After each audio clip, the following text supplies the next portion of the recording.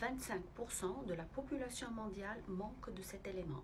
Malheureusement, on ne peut même pas le détecter par les prises de sang régulières. Il faut une déplétion au long cours pour qu'on commence à suspecter le manque de cet élément qui est très essentiel dans beaucoup de choses.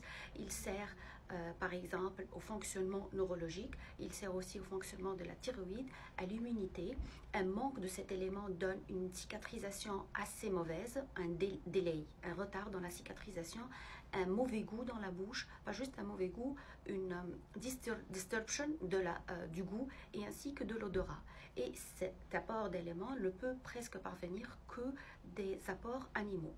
Et très important, on peut prendre des apports animaux assez importants, mais il y a deux choses qui empêchent son absorption et malheureusement, je la vois tout le temps, surtout chez une population qui prend des médicaments sans prescription.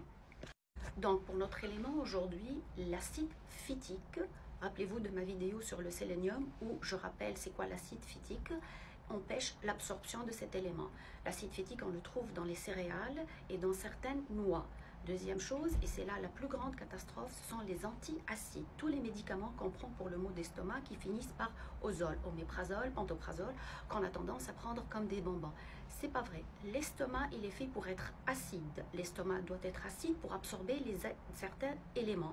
Donc, si on prend des antiacides, on change la nature, il n'y a plus rien qui va s'absorber. Les antiacides, donc, sont très dangereux. Je ferai un topic sur ça après. Et c'est quoi cet élément? C'est le zinc. On a besoin de 11 mg de zinc par jour. Et on peut le trouver, le premier aliment, c'est les huîtres. Ensuite, le bœuf. Ensuite, le lin, le cheptel. Et dans le royaume végétal, le plus riche apport de zinc, on peut l'avoir des graines de citrouille. 100 g de graines de citrouille nous apporte 10 mg. On a besoin de 11 mg par jour. Donc, l'apport est essentiellement animal. Le déficit en zinc est très difficile à détecter par les prises de sang. Comme je vous ai expliqué, le manque de zinc peut donner des problèmes de testostérone, d'immunité, d'inflammation, ainsi que des problèmes au niveau de thymus et beaucoup de stress, de dépression et d'anxiété. Donc, d'ici là, zinquez-vous bien.